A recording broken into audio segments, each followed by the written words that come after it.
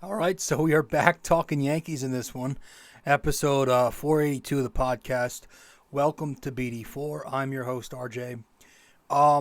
So for this episode, got a lot going on. We are going to do our projections, previewing the season in the American League East, talk about some of the American League contenders, and then later in the show, we will have a guest join us, who's been on a few times before, and you could tell by the title, Randazzo. So I hope you guys enjoy the show.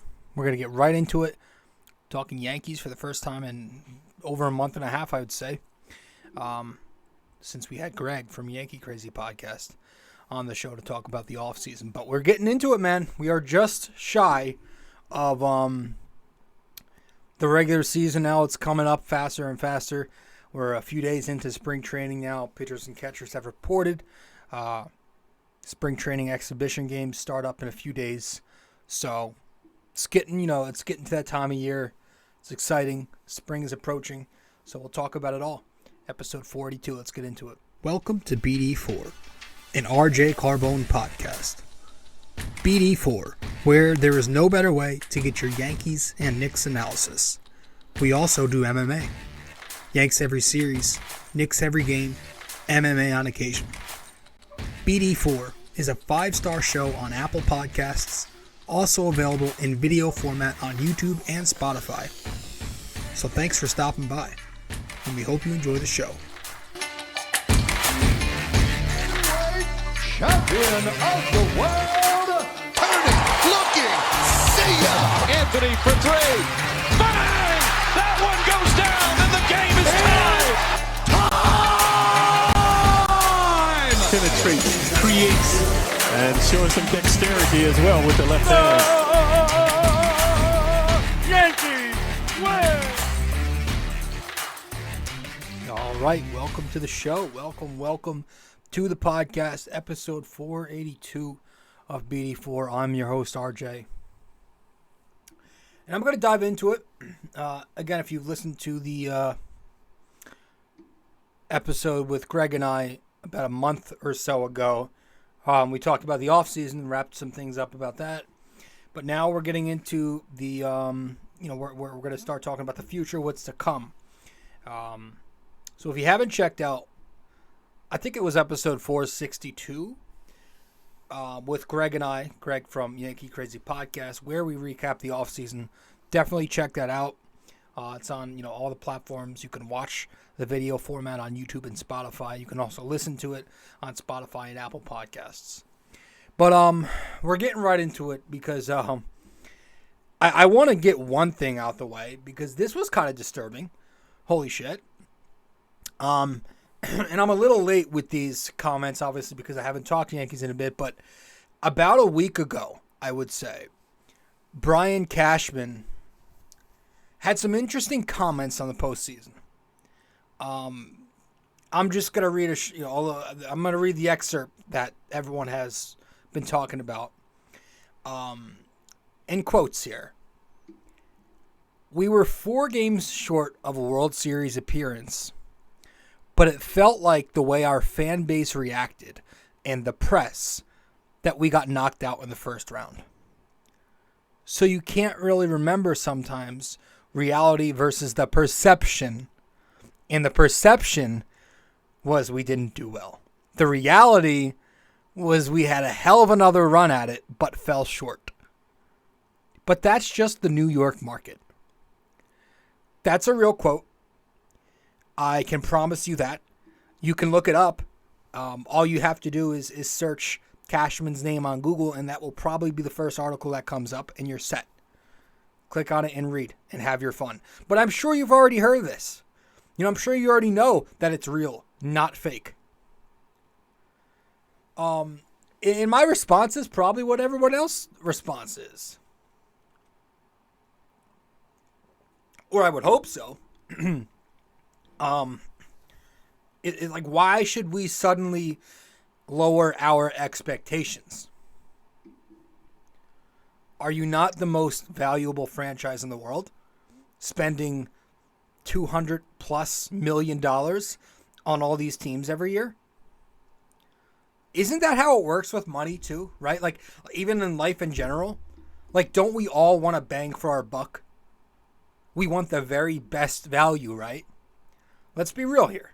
When we make a purchase, and whatever it is, say, I don't know, a big 4K television, we want this thing to work to perfection, correct? Because we spent our hard-earned money on that. So if our favorite franchise is spending all of this money, shouldn't they want more from what they're getting instead of being so content? It's insane. And you were not just 4 games shy. You were swept by the Houston Astros, your fathers, for a few years now, in the ALCS. You got bent over. You got beat to a bloody pulp. The Yankees are now, they're 0-4 in playoff rounds against Houston since they came over to the American League. And they are 5-13 overall against Houston in playoff games, which gives them, that's like a putrid 270-something win percentage. To me, and maybe it's just me, that's not something you celebrate.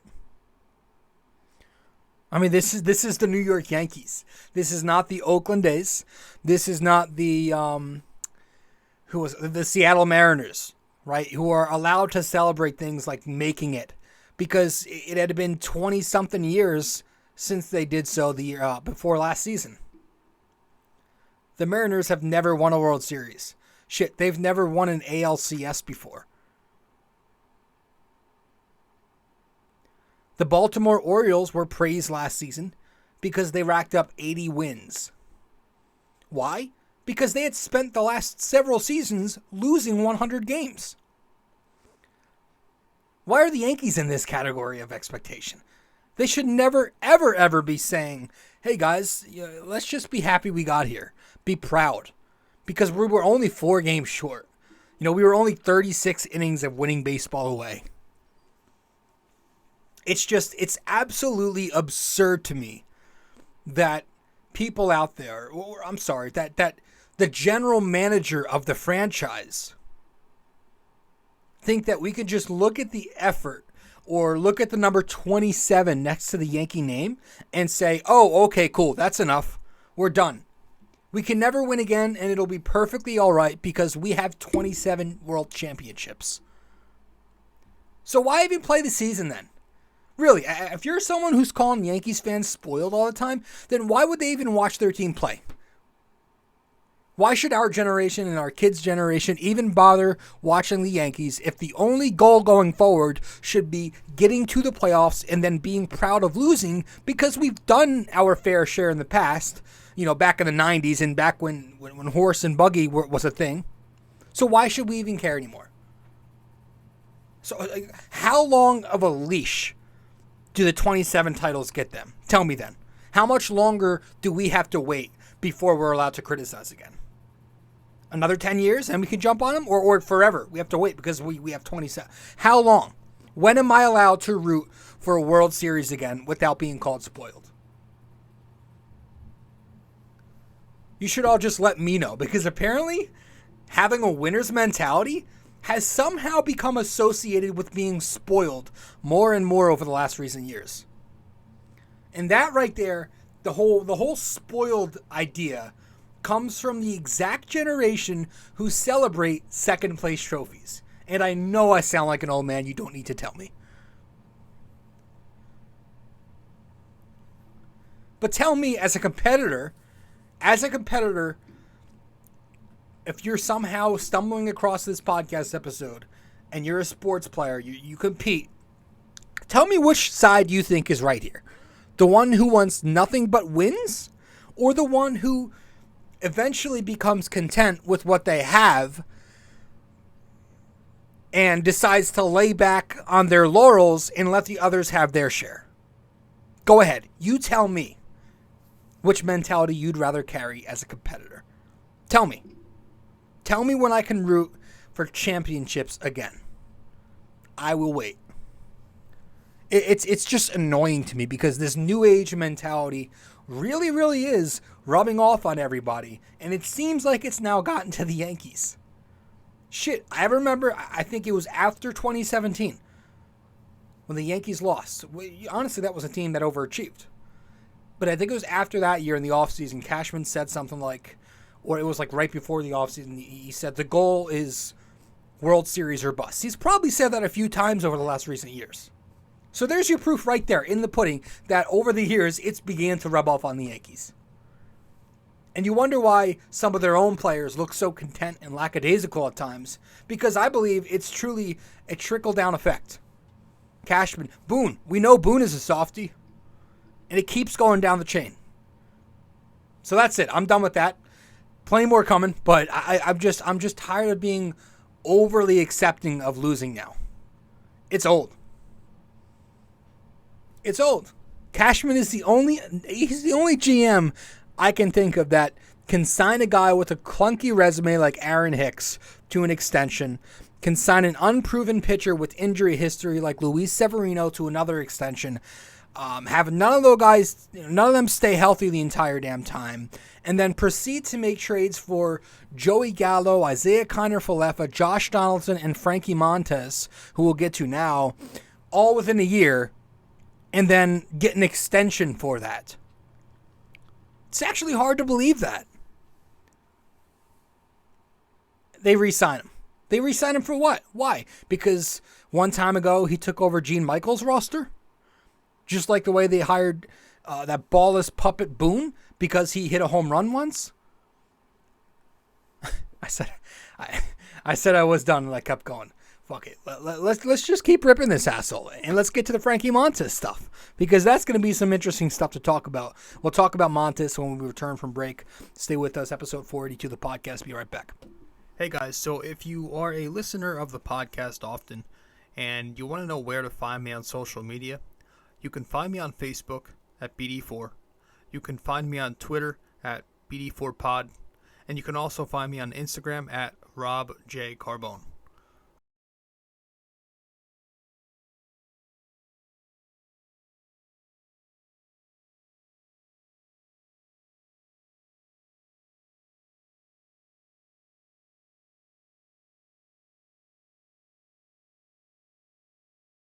All right, welcome back to the show. I'm your host, RJ Carbone. A white kid just won the dunk contest. That was a pretty good dunk contest, by the way. Episode 482. Frankie Montas is out for most of the year. Shoulder surgery is now in the cards. I think they said he's getting it on the 21st, and then he'll be back with the team. This whole thing with Frankie Montas, wow. You know, the Yankees trade Luis Medina, J.P. Sears, and Ken Waldichuk for Frankie Montas back in August. So they give up their only high-end pitching prospects, or at least the ones relatively close to the majors, for this guy, Montas. You can call it Pavano 2.0, Sonny Gray all over again, whatever you want to label it. Not good. And also, Lou Trevino was part of that deal, but he could become the next Mariano Rivera for them this season, and it still would be a flop of a trade. I don't know what to fucking say. Now you're looking at probably Schmidt or Herman most likely as the number 5 candidate in the rotation this year. I'm not a fan of Schmidt. I don't see it. I don't see what everybody else. I know he has some electric stuff, but it's been a few years now. I feel like he's sucked in big games every time he gets an opportunity. I would rather Domingo Germán. I have always been a fan of Domingo Germán as a pitcher. I think he's done very well anytime that he's asked to spot start or start for stretches when somebody goes down. I think he's done well. I remember last year, towards the end of the summer, the Yankees were kind of on a skid, but Germán came in, stepped up for Luis Severino when he went on the injured list, and he was doing very well for a while. But, let's also be real here. Frankie Montas is not coming back. He has pitched his final game as a Yankee. I think let's shoot the shit. There is no comeback this year, and there is most likely no Montas with the Yankees next year either. I think he's done. Scrap it. Call it a flop. Call it whatever it is. It didn't work. He made 8 starts for the team. He allowed 4 or more runs 5 times, 6 or more runs 2 times, and surrendered 46 hits across 39 2/3 innings. Awful. Now, I have been consistent with this. You can go back and check my previous episodes. I've said in the past that when the deal happened, I liked the deal. I really liked the deal when it happened. But I also said only as a plan B since Seattle took Luis Castillo. And I was very, very adamant on getting Castillo, and I thought that should have been what they did. It was something that it's something I still blame Cashman for.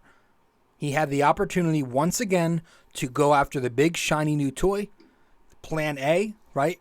But he decides to take the cheaper route, hug his prospects, and go with plan B. He chose not to go after the ace quality pitcher and chose to go after the number 2, number 3 at the time because he wanted to hang on to his 2 prospects that play the same position.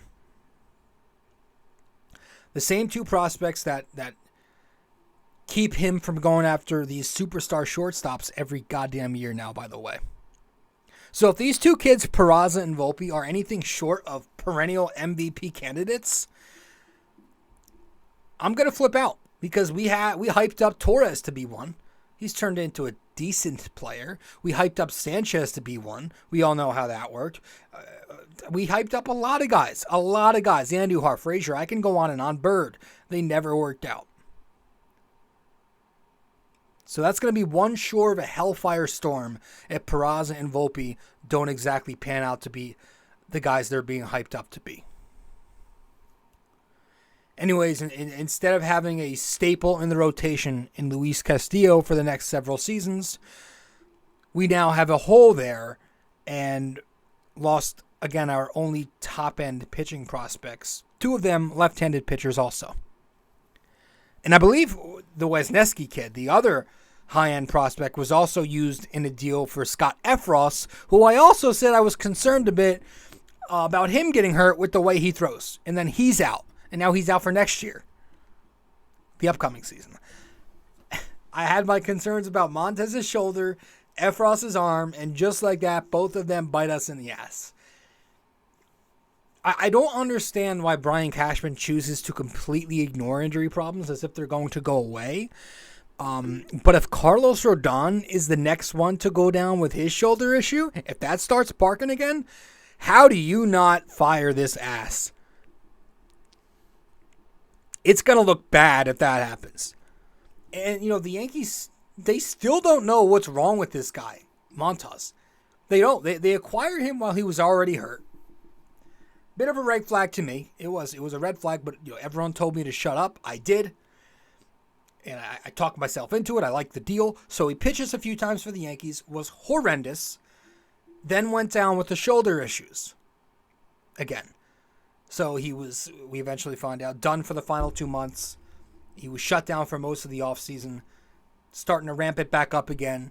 And now, again, the issue resurfaces, and we still do not know exactly what it is. And I know that surgery is supposed to be a last resort. But if you knew he probably wasn't going to be a huge impact anyway in the postseason, and if you really wanted to know what was going on, then why not just get the damn thing, in September or after the season? Because you knew he wasn't going to make an impact in the postseason even if he came back. He was going to be bullpen at best. But why not just get it then? Because he could have been back by July-ish if you did it then. So all in all, it was another failure by Cashman. Not surprising. However, I don't really look at Frankie Montas as a guy who was a major part of the rotation. I don't think it's that big of a hit. I think a lot of us looked at Montas and saw him as the number 5 who would have been a nice bonus to the rotation if he had figured it out. right? There was a small possibility he would have. But, so I still like this rotation a lot. I think Carlos Rodon paired with Garrett Cole at the top as that righty-lefty tandem could be as lethal as it gets in a big series. And, this is a rotation that was already top 5 in ERA last season, both in the regular season and in the postseason. And the two teams above them in the postseason with a better ERA, two of the teams had 2 games played. So it's a damn good rotation. Now you're adding Rodon to it.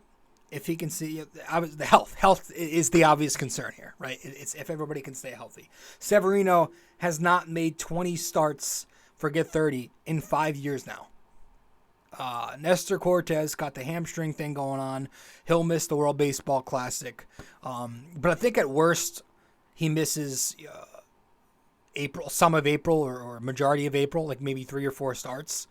But you have Rodon, again, who's going to enter his 9th season, and he's only made 30 starts in one of them last year. I think it was the shoulder with him, right, in the past. But even with the injuries last year, and they dealt with some injuries on the rotation, they were still 6th in innings pitched, and again, one of the better rotations in baseball. So I think they should definitely try and find some more starting pitching regardless, because you can never have enough. Pitching is very fragile today, and it seems like it's getting more valuable by the minute. I'm not hating Trevor Bauer, maybe call him up. But even just like search the market and maybe dangle Gleyber Torres around and see what you can get, right? Hold on. I do want to talk about Gleyber Torres. He just finished up arbitration with the Yankees. And apparently he was speaking with Marly Rivera. And it seems like he wants to be here. She asked him if he wants an extension, and I think he said, like, I wish I got one or something. I say no thank you to an extension with Gleyber. I think if you can get a high-end, major league-ready arm for him, you do it. I don't want to say I'm over him, but kind of getting there. I understand he's a productive hitter to some of you, but I still think he's pretty replaceable. I don't like the defense. Shortstop, second base, I don't love the defense. I just feel like there are too many lapses in the field, at the plate, and on the bases. He's got a very, very low baseball IQ. He just had, and he has, way too many lulls at the plate every season. He goes in these long slumps where he's dreadful. And it wasn't just August. For some reason, people keep saying he was only bad in 1 month. He has these streaks where he goes cold for 2 weeks, and he's just not consistent. I'd rather have that's my biggest thing. As an advocate for getting more consistency in this Yankee lineup, Gleyber is just too streaky, and I feel like we need to eliminate that as much as we possibly can. There are way too many stretches where he's pulling off and swinging at garbage, pulling his head out, opening up his stance, the moving parts in his swing, just weird, funky mechanics. The only thing is that with me, he's had some good playoff moments, so I value that a lot. But not the last couple years. He's kind of disappeared. So I say, if he's really all that, if he's really what all you guys think he is, or a lot of you guys think he is, and if he's really, more importantly, what the Yankees think he is, this stud, then move him for a young stud of a pitcher. Let's see how good he really is. I don't think he's that good. I think he's just good. That's it. And remember, you've got Peraza, you've got Volpe coming up, you've got LeMahieu and Cabrera to play the infield, so it's not like you can't figure out a way without him. If Volpe and Peraza come into camp absolutely raking, maybe the Yankees look to move Gleyber early. Who knows? We didn't expect Gio Urshela and Gary Sanchez to be off the team so suddenly, did we? So I don't know. It could happen, but I think if they were to move him, it'd either be mid-season at the deadline, or if not at the deadline, then after the year. So we'll see where that goes. Aaron Judge was seen taking reps at first base the other day. I just think that's preparation for whenever, just like down the line, like a few years from now when he's 33, 34, and maybe not as agile out there in the outfield, or maybe he's prepping to be, the emergency first baseman, kind of like IKF was, their emergency catcher last year, right? I don't know. I'm not taking anything crazy from that. I expect him to be in right field all year, and some DHs, of course, too. Left field, however, that who the hell knows at this point? I can't tell you, man. It's still unaddressed, and it's late February. I've said it before. I do not want to waste Oswaldo in one spot all season. I am big on him being that Zobrist type, jack of all trades type of player, where he can switch around the diamond and still get his 400 something plus at bats. But I also never want to see Aaron Hicks start another game for the Yankees again. I cannot believe we are still talking about Aaron Hicks here in 2023. It's amazing to me. I thought after the Bader deal, he was on his way out. And I'm never optimistic about that stuff. But now we've got the Yankees, these clowns, telling us that, he's dealt with a lot, some injuries, and he still has the talent. So, and I don't buy that they're that tone deaf. That's dumb. I think they're either trying to just stand strong with their ego and, they don't like to admit defeat, or more likely attempting to build up his value one final time. But it is pathetic. It's pretty pathetic that you hear the same exact comment and narrative from the Yankees heading into every single camp, every single year. It's wild to me. You could make a book of it. A book of quotes about Aaron Hicks. And if you didn't know who Aaron Hicks was, you would think that book of quotes was about a legend. But then you look up his baseball reference and you'd be like, what the fuck? I'm not getting paid after that.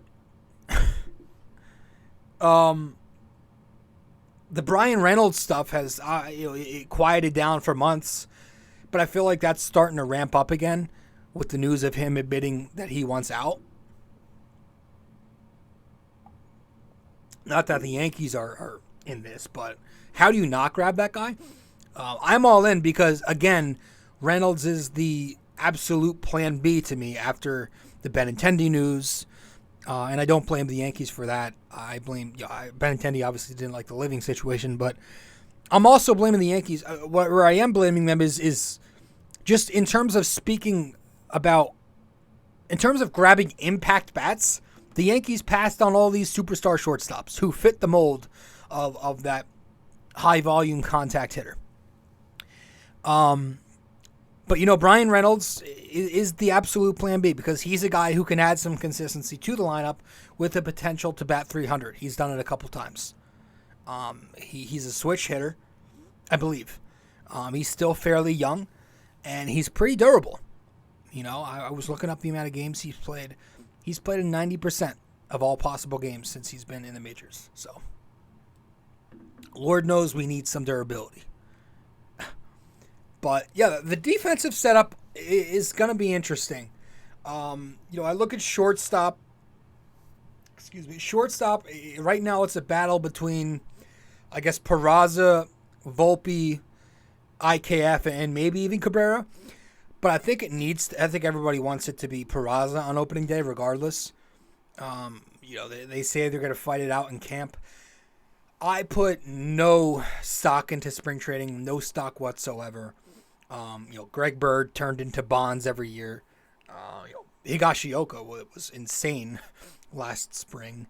I just think it's whatever happens, it's got to be Peraza regardless. I do know that Isaiah Kiner-Falefa cannot start another game there ever again. I'm done with that. I'm done with the defensive miscues. I am done with his lackluster offense. I think he's an okay player to have come off the bench, be a pinch hitter, a contact hitter, picks up an occasional base hit, maybe play some third on occasion, but no more everyday shortstop reps, no more everyday at-bats from IKF, please. And then Anthony Volpe is obviously going to begin the year in AAA Scranton, and we'll see what happens there. I'm expecting him to be called up eventually. And I liked what I saw from Oswald Peraza last year. I did. I think he's an interesting player, and I think he's got some potential there, but we'll see. But I think you got to get younger. I'm all about the youth. I'm tired of old people. I'm tired of injuries, so go with the younger players. You get as many young guys in that lineup as you can. And when Volpe is ready, it's going to be fascinating to see how the infield rotation works out. Whole lot of things you can do. A really, really number of different options that you can do when Volpe gets called up. But I don't like jumping too far ahead. So if I were to guess, opening day is most likely going to be obviously Trevino at catcher, Rizzo's at first, Torres probably at second base, Peraza's at shortstop, Donaldson will probably be, unfortunately, at third, and then LeMahieu will be the guy who rotates around every day for whoever sits, third base, second base, first base. And again, if I'm in charge, DJ is playing third base every day, and Josh Donaldson's ass is on the bench right next to IKF. But I'm trying to be realistic. You go to the outfield, Stanton, DHing obviously, but he'll occasionally play the corners. So they say. Bader, center field, Aaron Judge, right field, and then I guess left field, Cabrera with Hicks as the fourth outfielder.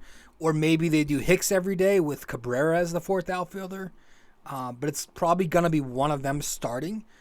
They also have this Ortega journeyman.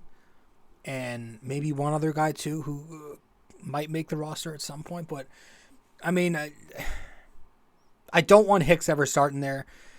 So, I guess Cabrera. But I really think the right thing to do is make that deal for Reynolds. This way you could be more flexible with Cabrera, playing him wherever he needs to play. But I have a bad feeling they're going to go with Aaron Hicks. I do. People like to talk about X factors. Those are always interesting. I guess I'm looking at a few guys who were hurt last season or most of last year who could definitely impact this team pretty significantly. Do they still stay healthy this time? We'll do like a couple from the lineup, a couple from the bullpen, and a couple from the rotation. I think DJ LeMahieu could be an X factor. It's questionable at this point what you're getting. He is 34 years old. He's going to be 35 in June, I believe. The new contract has absolutely been off to a poor start. But if he stays healthy for once, I think he can still be a fairly productive player. He gets on base. He racks up hits, singles, some doubles, the occasional home run the other way. Every once in a while he'll jack one to left field too. But he's a bat on the ball guy, right? You hope that he can start hitting with runners in scoring position again, because situational hitting for him has uncharacteristically become an issue the last year or so. But yeah, when we get to these projections in a second, you'll see what I exactly expect from DJ numbers-wise. But I think he could be an X factor for sure if he's healthy, because he brings consistency to the lineup at the top of that lineup. And he better be as healthy as the Yankees say. They chose not to get the surgery. They say he's rested and he feels fine. But who's to say it won't flare up again, the toe, right? It's very curious the way they handle injuries. It's really, really curious, to be nice. Giancarlo Stanton is another possible X factor candidate. If he is healthy, I think the Yankees dominate the East. I do. by a fair 7-8 game margin because he's that powerful and that productive when he's healthy. I understand that Stanton gets hurt a lot, and a lot of people don't like the contract, but I've kind of flipped on him. I used to hate him, and I respect him now. And I respect him for one damn reason. For constantly being there every playoff game, every year. He shows up. He's healthy for every postseason.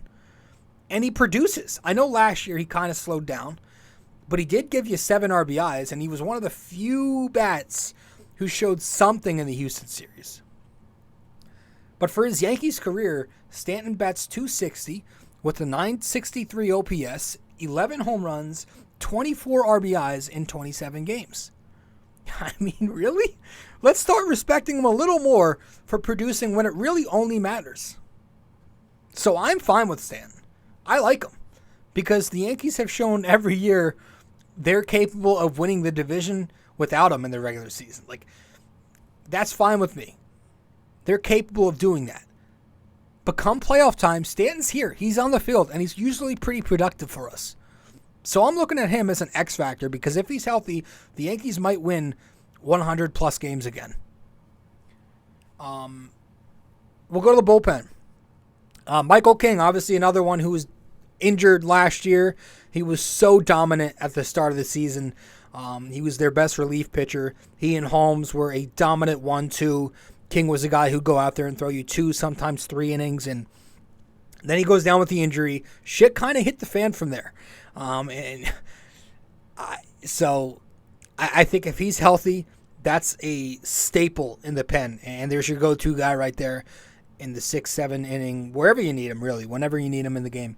And I guess Clay Holmes is another guy you could staple in that. I guess he's going to be their closer, obviously, with Chapman's ass gone.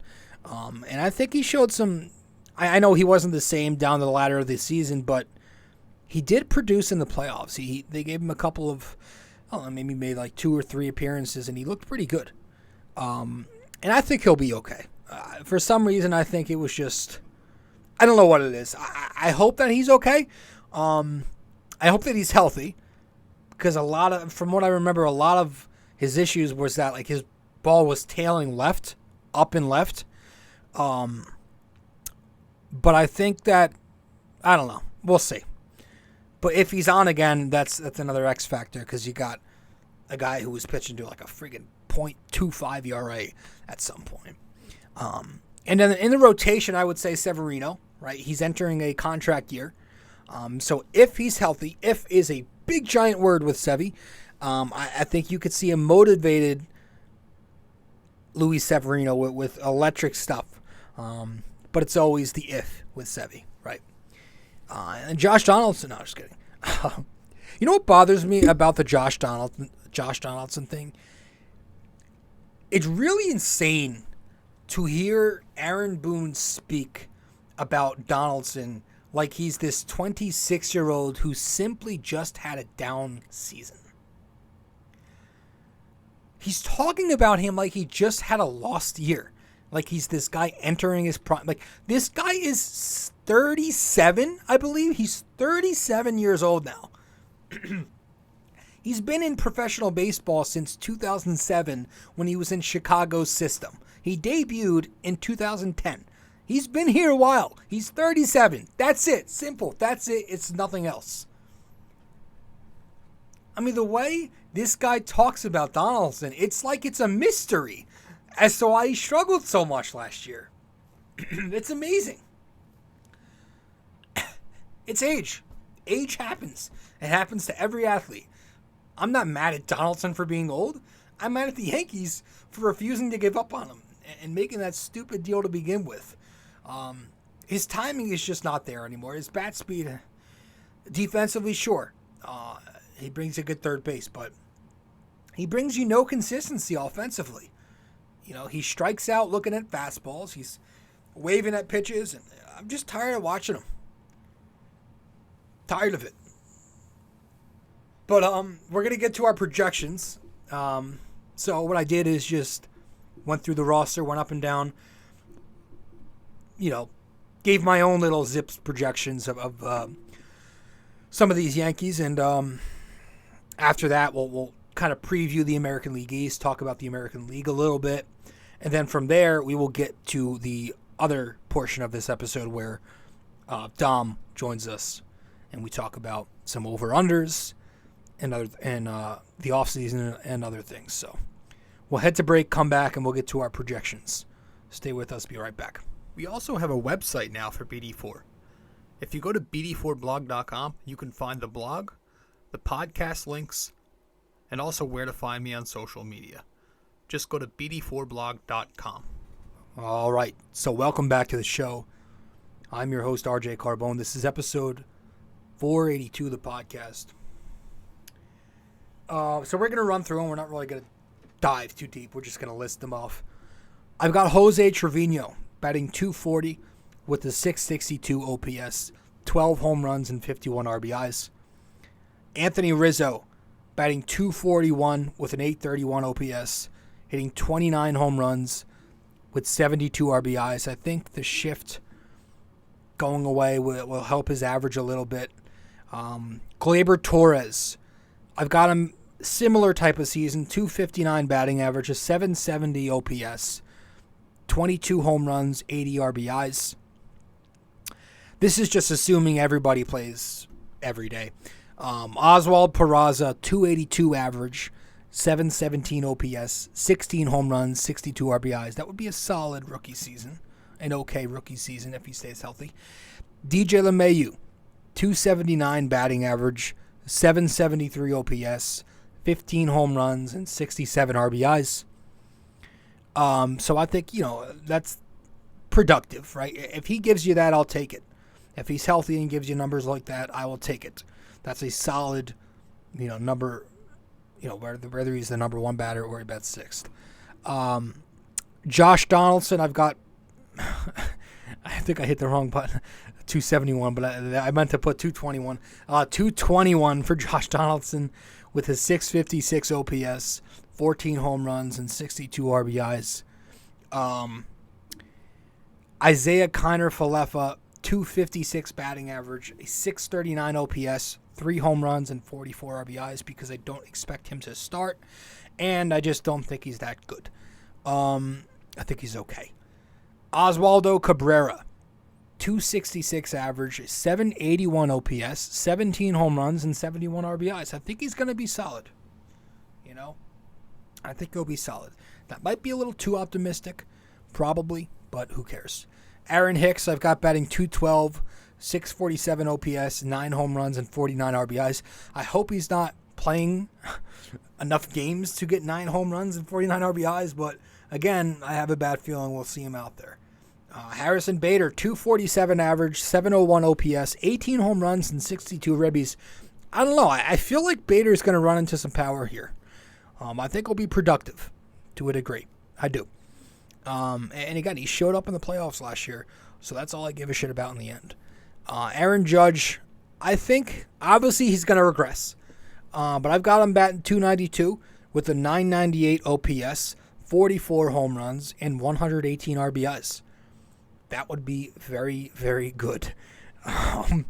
Giancarlo Stanton, .252 average, .887 OPS, 37 home runs, and 100 RBIs. I think he's got 1 or 2 more very productive seasons in him. He's just got to stay healthy. As we get to the rotation, Garrett Cole, I've got him going 14-6, 3.25 ERA, 209 and 2/3 innings pitched, and 267 strikeouts. He's going to strike out everybody. He has struggled the last couple of regular seasons more than he usually should. He has a little too many blow-up starts where he gives up the home run ball. We know that. But in the end, if he gives you these types of numbers and shows up in October like he has done as a Yankee, I am fine. Carlos Rodon, 12-7 win-loss, a 3.10 ERA, 172 in the third innings, and 229 strikeouts. I think he'll be very good. Nestor Cortez, 13-5 record, 3.15 ERA, 159 innings and 160 Ks. Think he won't be giving you a 2.44, but he'll still be very good. Luis Severino, 11-5 with a 3.49, 150.2 innings and 170 Ks. That's good, solid number 3 numbers. Just got to stay healthy. But I could see a world where he really, if he stays healthy, where he's really motivated, like I said, and gives you more.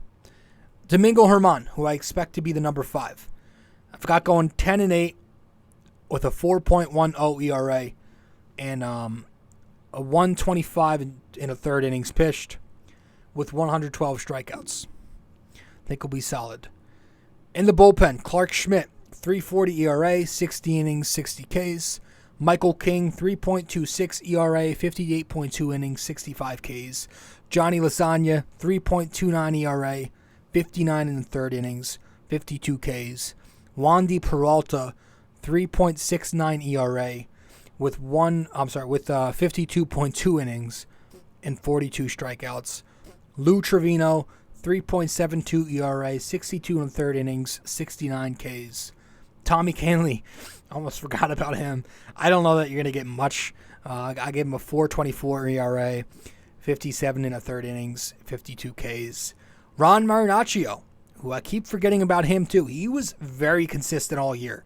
The injury was unfortunate. 2.92 ERA, 60 innings, 64 Ks. I think he'll be their best bullpen arm. Albert Abreu, if he pitches, gives you a 4.20, 42 in the third innings, 49 Ks. Clay Holmes, 3.01 ERA, 64 in the third innings, 61 strikeouts, 29 saves. So those are the projections for the players. Yeah. As far as the American League East goes, I've got in last place the Orioles at 79-83. I've got fourth place the Tampa Bay Rays at 85-77. I've got the Red Sox in third place, 86-76. I've got the Blue Jays taking the first wild card there, right behind the Yankees at 94-68. And the Yankees will win the division at 97-65. Going back down to second place, Toronto. This offseason, I heard they moved the fences in, so that could help. Teoscar Hernandez is gone, which I found very interesting. He had some good moments against the Yankees. Good player. They added the kid from Arizona, though, who smacked almost 30 home runs last year with them. Chad Green was added to their bullpen on a 2-year contract. Mattingly became their bench coach. That hurts. That's really going to add fuel to the rivalry, man.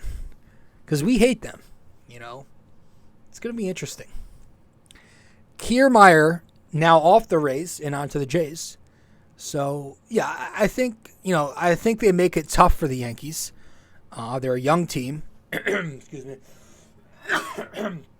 They're cocky. They've got a swagger to them. But I don't think they're ready yet. I don't love their pitching. But, they won't go away. Boston, I've got going to third place.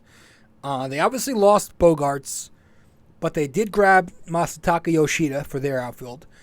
They signed some relief pitching. Sale and Kluber will be in their rotation, which I just find absolutely comical. Enjoy those 8 combined starts, if even.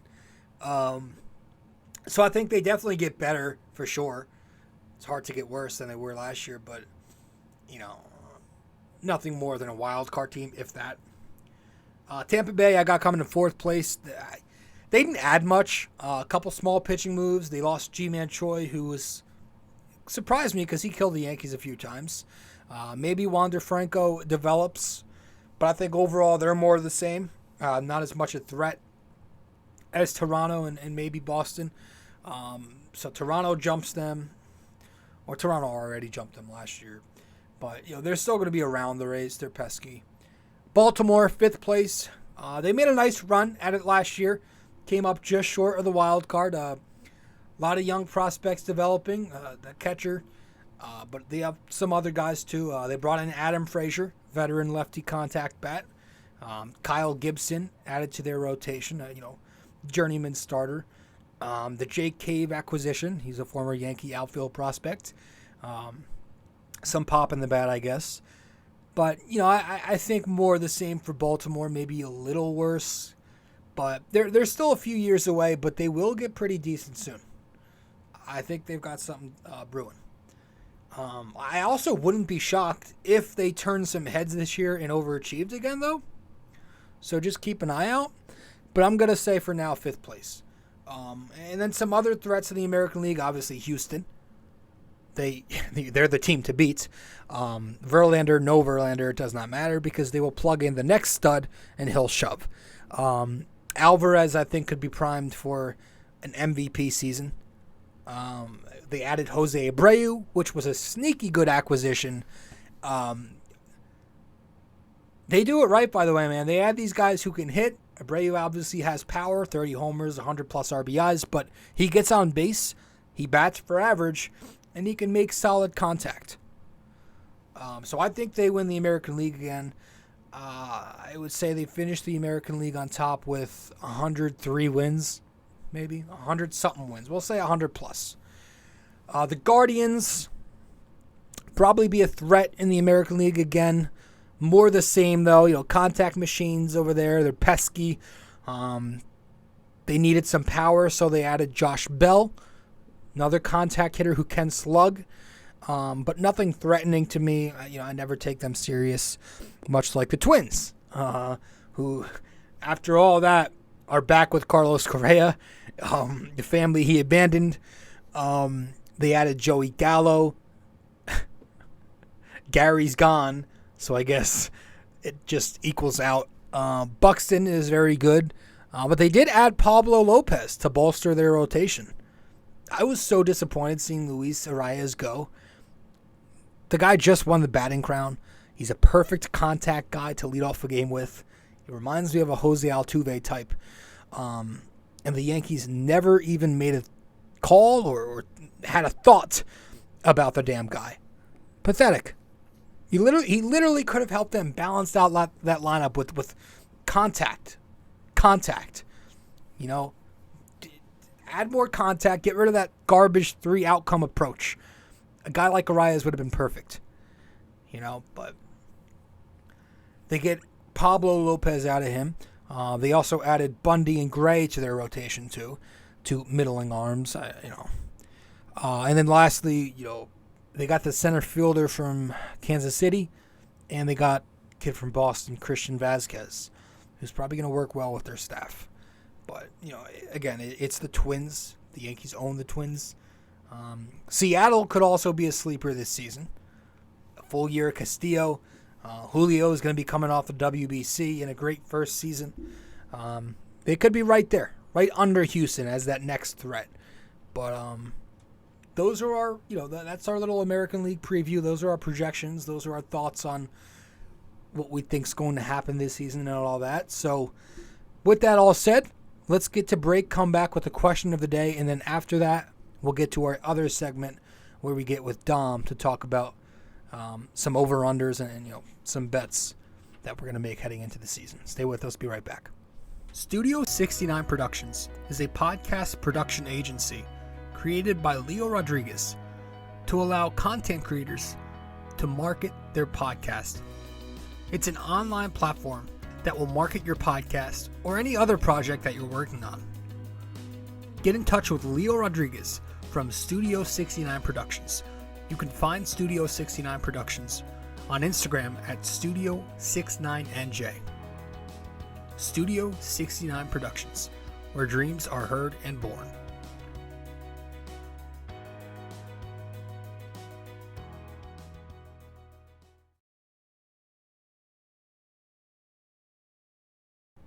Welcome back to the show.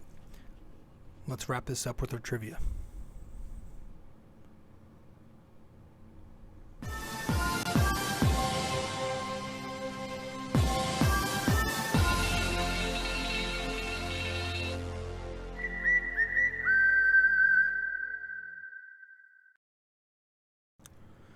All right, episode 482 here. Our NYY-NYK-MMA trivia question of the day is: across his 19-year career, how many times did Yogi Berra have 40 or more strikeouts in a single season? Across his 19-year career, how many times did Yogi Berra have 40 or more strikeouts in a single season?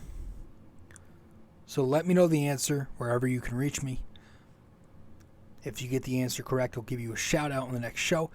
Across his 19-year career, how many times did Yogi Berra have 40 or more strikeouts in a single season? So with that all said, I appreciate you stopping by, and let's get into the next portion, the final portion of the show here, episode 482 with Dom Randazzo. We're just going to be previewing the Yanks season, doing some over-under. So hope you guys enjoy. Let's get to it. How many bets did you pick? How many bets? Well, I just made like 6 just in case, we did the same pick on one. Yeah.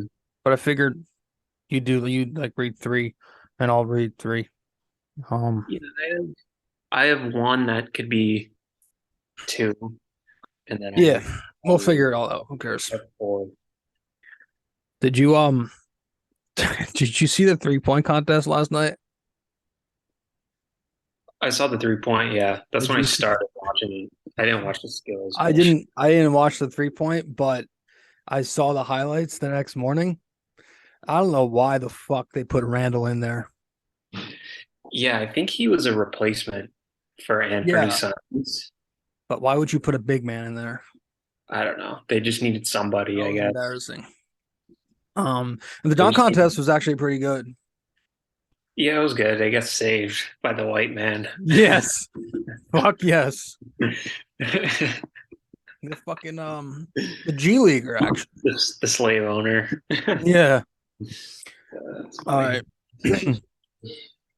And then I'm not even gonna watch the the All-Star game because I have no interest in that. I might watch a little bit of it. No, not me. It's When- not when- real basketball. When does the NBA come back? Like, I'll check. A week? I think like Thursday. Thursday. Okay. Let me see here. Yeah, Thursday Are you excited for the NBA. for fucking the Suns? Oh, of course. Yeah. Yeah. He's gonna play on Friday, so we'll see how it He's gonna goes. play on Friday. Yeah. I mean, they moved it to ESPN, so Yeah. they definitely told him he's playing, or else they Right. wouldn't do that. That team, if they're healthy, is going to the fucking finals. I'm telling you right now. We'll The see. health- No, I The mean, rest is loaded. you've got Kevin Durant.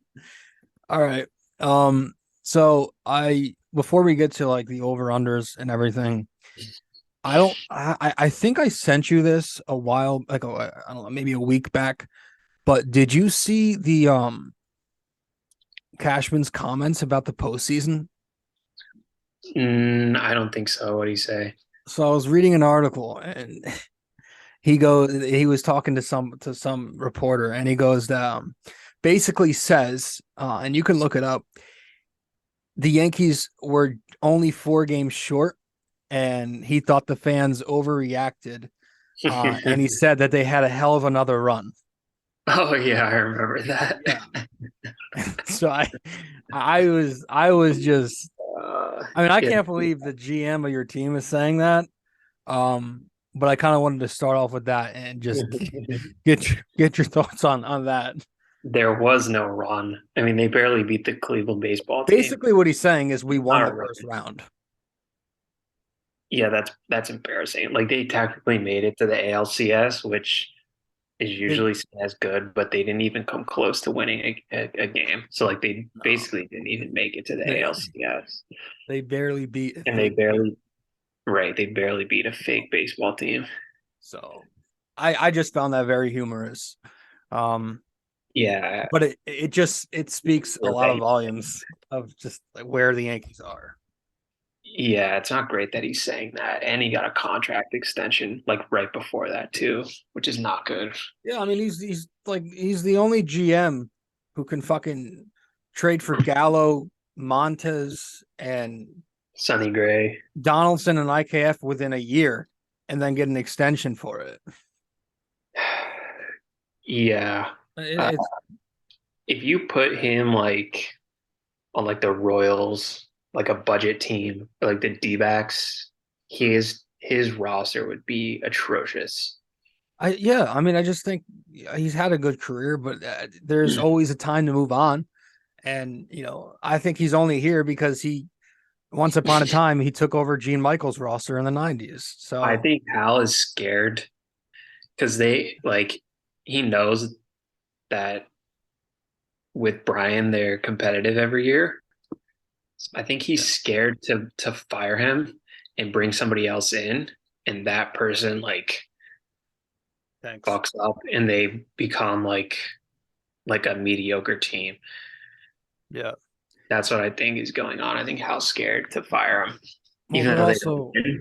they're also very close, like their families. So I don't see it ever happening. No, And then the Frankie Montas injury, which I don't really see that as significant whatsoever. Um, either. I I don't care. But it is pretty bad. Like you could have gotten Luis Castillo and you chose to hug, your top prospects. But like, how do they not know? Like, this the guy had this show. He was injured while they acquired him, Yeah, he and they was injured. still don't know what's going on. Yeah, so I think he might have made like I don't know. I think he made like maybe like 10 or 12 starts for the A's to start the year, and then he had the shoulder stuff Yeah. for like a month or whatever. And then I think he came back for like two starts for the A's, and then Brian traded for him, and he was still injured, obviously. Um, Yeah. and then he got injured more again, and then he came back and was a disaster, and now he's done for the year, basically. Oh, he's Which not coming. He's not pitching another no, pitch in the Yankee uniform. no, which He's yeah, I done. don't really care because he No, sucks, so it no, doesn't really yeah. matter. I think most of Herman, us. Herman Most, is like the same. yeah, yeah. He's gonna. Whoops. Hold on. He's gonna fucking Herman is probably just gonna be the number 5 for now. Yeah. Which the rest of the rotation, I think it's good. I don't have an issue with it. I mean we got through the season last year top 5 in ERA. And if it's just about health to me, because they fucking Rodon, as good as he is, he's had shoulder issues, I believe, in the past. Mhm. Severino, I don't think he's ever made 30 starts since his first season, second season. So there are Seven. injury concerns. But what are your thoughts on the rotation overall? Like, I still think they'll be fine in the regular season. I still think the rotation is not the main issue. Yeah, I don't think the rotation has been the issue for the last several years. I They're think it's fine. better than it has been. Yeah. But yeah, like you said, it's all health. You know, Cole is going to go out there and pitch every start, and he'll throw 6 innings every time. And he'll give up a lot of home runs. Yeah. Um, but yeah, uh, Rodon's health and Severino's health are like the main X factors. And And I if think Cortez has regression or not, yeah, I think Cortez is also hurt, but I think he'll be back, fine. mid-April, maybe the latest. But yeah, it's like I say, it's fine. I don't have an issue with it because Cole usually shows up when it matters in the playoffs. And that's, at the end of the day, that's all I really give a shit about. They're going to win the division. Um, I don't know. Gleyber Torres, like he was recently in an interview and he was like, I guess, upset that he didn't get an extension, I which saw is that. interesting because he's not He's not due good. until next year. I would, me personally, I'm kind of over him. I would trade him for a Yeah. pitcher as soon as I could. You got young prospects coming up in the middle infield anyway. If you can try to get some value out of him, I think now is the best time because he had somewhat of a bounce back year. So what are your I thoughts would on BD4? yeah, I would trade him for if you could get like a decent bat and like a bullpen arm for him. Yeah. That because you can't have that people in the bullpen are going to get injured this year. Like you just know it's going to happen. You can't have Clark Schmidt No. pitching in the ALCS. No. You know, I totally forgot about Michael King. I think he's supposed to be back. So Yeah, that's he's a bad. plus. But they also don't have Efros. He's out for the year, I think. Yeah, I think he And is. that was another like one of the Yankees high end prospects was in that deal, like their pitching process. So Cashman got rid of all his high end pitching prospects, which is kind of scary now because now if anybody goes down, we're gonna have to use Schmidt, who I'm not high on. But I, Will be back though. yeah, I mean, I want to talk about left field now because that's Jesus Christ. high. Yeah, it's kind of still unaddressed. I don't I don't feel optimistic that they're going to go after Reynolds because that's kind of quieted down. Yeah, that's done. So what do you think they should do there? I think the outfield is going to be Bader, Judge every day, and then I think left field is going to be. I think what the hell's his name? Cabrera? Cabrera is going to play there like most of the days, and then I think some days Hicks will play left field. Yeah, my I think thing. what they should do is they should have gotten somebody Well, yeah, I mean like that would be Reynolds. that would have been nice. I don't want. I mean, I know, and I never want to see Hicks play another game, but No, I he's going also, to. yeah, but I don't want to waste Cabrera in one spot. I feel like he's a guy who's probably best just like rotating around the diamond. Mm-hmm. And I don't know how he's going to be as an everyday player. Um, I don't know what they're going to do there. They really should have just got Reynolds. They should get him. Or they should have re-signed Benintendi. Yeah, but I heard he doesn't like playing in New York, so I don't know how that whole thing went down. Maybe they'll trade for somebody again. Maybe they can get Gallo back. Yeah, yeah. I think Gallo's with Minnesota. That'd be nice. Maybe Gallo. Christ. You know, Gary was working out in a Yankee shirt the other day, so maybe they could get him great. back. Oh yeah. Yeah, Great. get the band back together.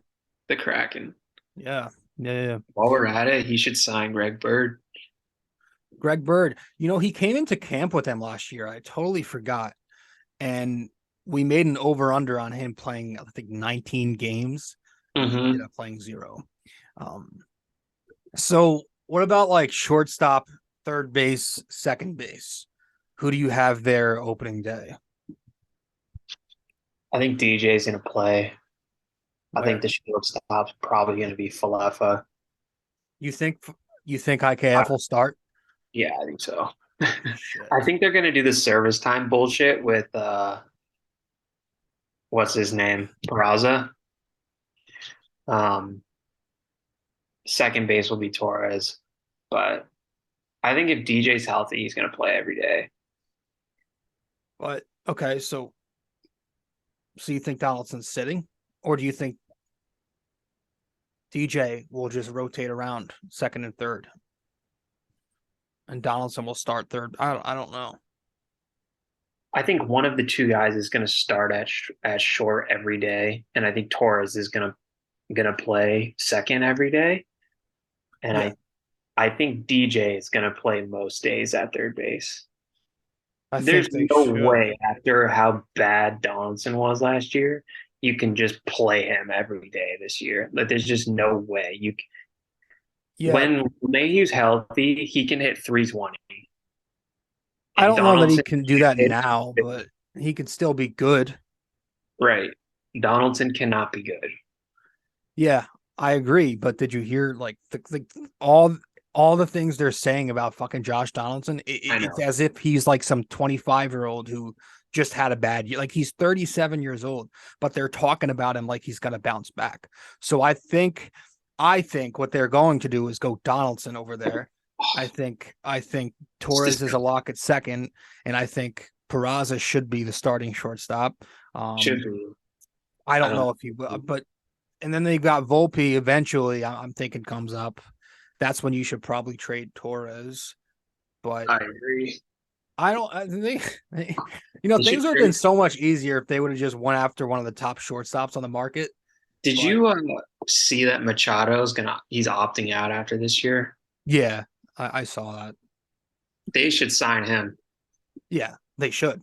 It's going to be a ton of money though, because he's still only like he's not even 20s, right?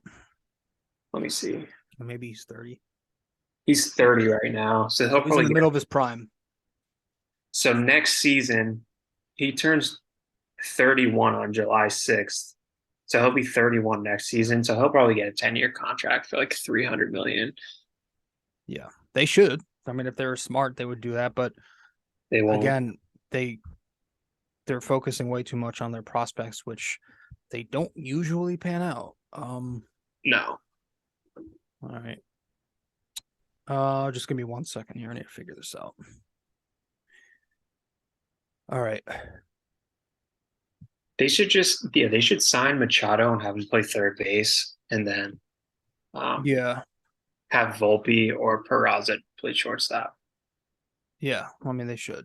One of the two prospects are either going to be traded or just move their position. Play. Yeah. They're gonna move them. But do you have any like X factors for the year? X factor for this season. I would say I don't think so. The regular season doesn't mean shit. I would say if either DJ or Stanton are healthy, they could make the Yankees win the division pretty dominantly. I don't know. I guess I'll say Peraza or Volpe. Yeah. One of them can help with the postseason. Like if one of them comes up, I think Peraza's going to make the roster opening day, but if either him or Volpe like turns out to be really good, that can like be an X factor in the playoffs. Speaking of like shortstop, and I want to get to my first over under I've got here.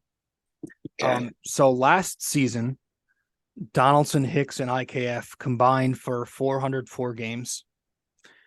404? Last year. I'm going to set that number this year between Donaldson, Hicks, and IKF at 209.5. 209.5 combined games between the three of them. And you said last year with 400? Yes, 404. Okay. I can't see all of them playing again. So I need your over-under on that. I'll take whatever you don't. Hicks and Falefa. 209 games. Is that games started or just games? Games played. Okay. Oh, man. I'll take the over on that. 209. All right, I'm gonna take the under then. There's no way they're gonna play all three of them. There's no fucking way they can do that and sell that to the fan base. I think they will. I think we're gonna get cucked with all three of those guys. Jesus Christ. All right. I'll read the rest of mine and then you can go over yours. I could see one of those guys or two alone hitting that number. I could see Falefa easily playing 100 games and Donaldson. All right. But it shouldn't happen, but I think it will. What about Luis Severino in a contract year, 139.5 innings pitched? I'm writing these down. 139.5. Let's see. I'm gonna do some math here. 140 divided by, say he makes 23 starts times 5.5. That's tough. 25 starts times 5.5. Oh, I'll go under. I'm going to take the over. I think it's a contract year. He's going to be motivated. I think, yeah. All right. Um, I've got Peraza 10 and a half home runs. Peraza, 10.5 home runs. Peraza.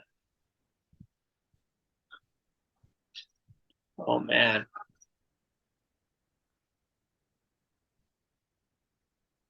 I go over on that. Okay, so did I. How Okay. about all right, one more and then you can read yours. um the Yankees over under 2.5 wins against the Astros this year in the regular season. They play them 7 times. Mm. Yeah, that's a tough one. Oh, wow. Um, Jesus Christ. That's a tough one. I feel like no more Verlander is like a big factor on that because they don't hit him, I but don't they think that makes hit a fucking Valdez difference. either. Oh, They're gonna two plug and in a the half. next guy. I'll take the over. Okay. I I feel give like it they 3 wins. can. I'll take the under on that. Um, Me over do you Rob. have any? All right, my bets. Yeah. Um, okay, this one can be done. Uh, let's see. Which one do you want to do? Do you want to do better ERA, Cole or Rodon, or we could do just Rodon ERA over under. Um, second one. Rodon ERA over under. Yeah, sure. All right, we need to set a number. I was thinking like 3.3. Okay. I have him.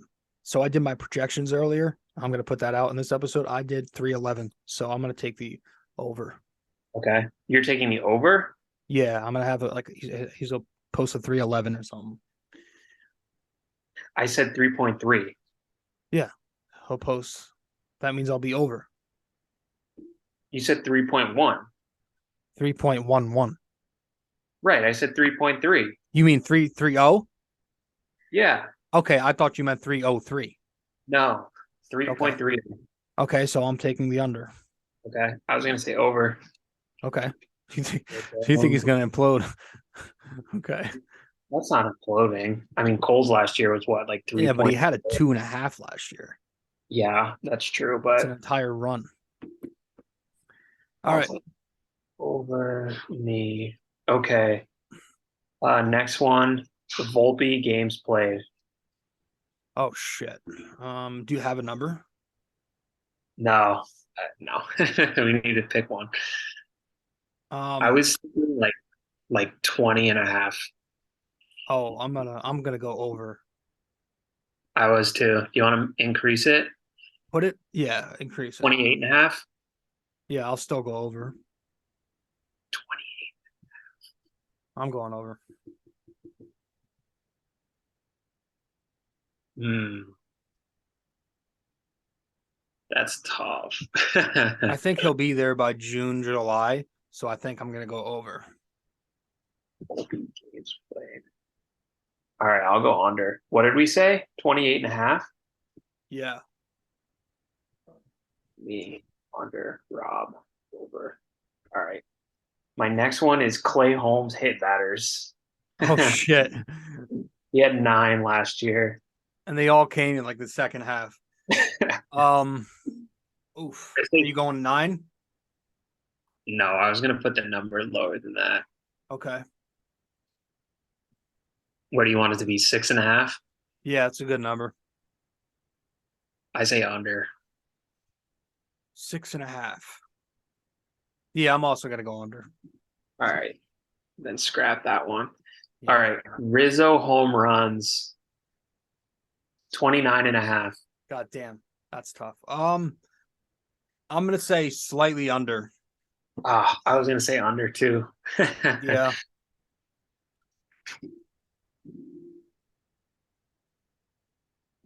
All right, those are all the ones I came up with. All right. I have one more.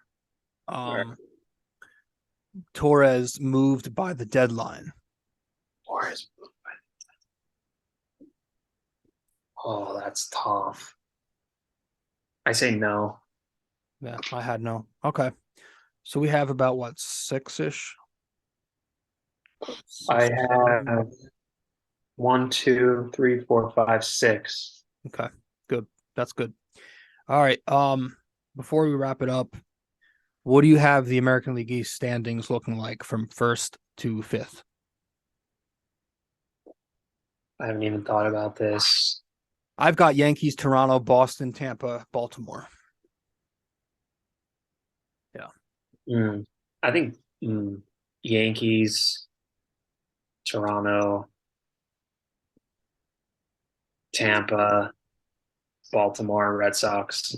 Yankees, Toronto, Tampa. You think Boston's gonna come in last again? Yeah. Okay. They got the kid from Japan. He might be the next Babe Ruth. Do they have any pitching? They've got Sale and Kluber. That's what they've got. Great. Yeah. All right. I think that's it. And they have Devers. That's about it. Devers, which he could easily go off. Yeah. And then Houston. I still have Houston taking the American League. So. Yeah. I mean, I wonder what the odds for that are. I'm sure it's the first one. There's probably great odds right now to get. I wonder if you can even bet on that for them to sure. win right now. Yeah. Probably great odds, which is probably what I'm taking. It's going to be the same shit. We all know it. The Yankees will win the East. They'll get to the playoffs. They'll beat some team they usually beat, like Minnesota or Cleveland or maybe Seattle, and then they'll run into fucking Houston. They'll throw their pitchers at us, and they'll strike out all the time. And I think I'm looking at Aaron Judge. He needs to step it up in the playoffs. That's it. Simple. Yeah. What's his average now? Like 211? Yeah. It's horrible. Nobody pays attention to that. They all want to talk about the 60 home runs, which I don't care about anymore. As soon as the calendar flips to October, I don't give a shit. Yeah, they got a hit, which is, yeah. All right, man. I got to go. I appreciate you coming in. Mm-hmm. All right, man. Thank you. I'll tidy this up and I'll send you a screenshot of the bet so we have them. Yeah, it's fine. All right. Later, bro.